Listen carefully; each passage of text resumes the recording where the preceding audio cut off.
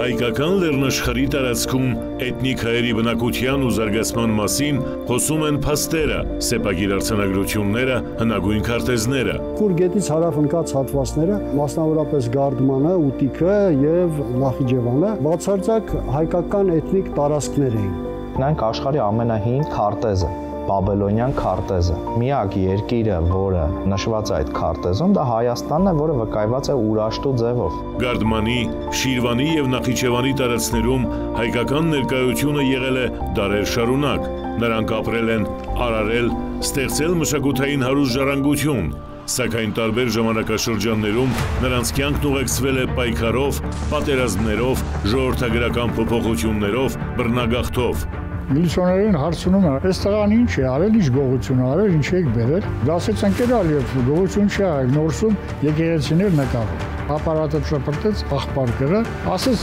այստեղ ոչ հայեր կան, ոչ հայկական եկեղեցի կա։ Գնա, եթե երկրորդ անգամ լինի, հանդիպեք անպայման դու պատասխանատվության կենթարկվես։ Բազմաթիվ բռնաճնշումների ու ջարդերի արդյունքում նրանք ստիպված են եղել թողնել ամեն ինչ ու լքել իրենց գյուղերն ու քաղաքները։ Վիշապասարը մեր Նախիջևանահայերիս կարոտի հայրենաբաղծության խորհրդանիշն է, ընդհանրապես մեր բոլորի փոքր հայրենիքի։ Մաման մինչև վերջ սպասում էր, որ ճանապարհները կբացվեն։ Իր համար շատ թանկ էր ծննդավայրը։ Ֆիլմաշար ներկայիս Ադրբեջանի տարածքում հայերի պատմական ներկայության ու փաստական դարձած մարդկանց մասին։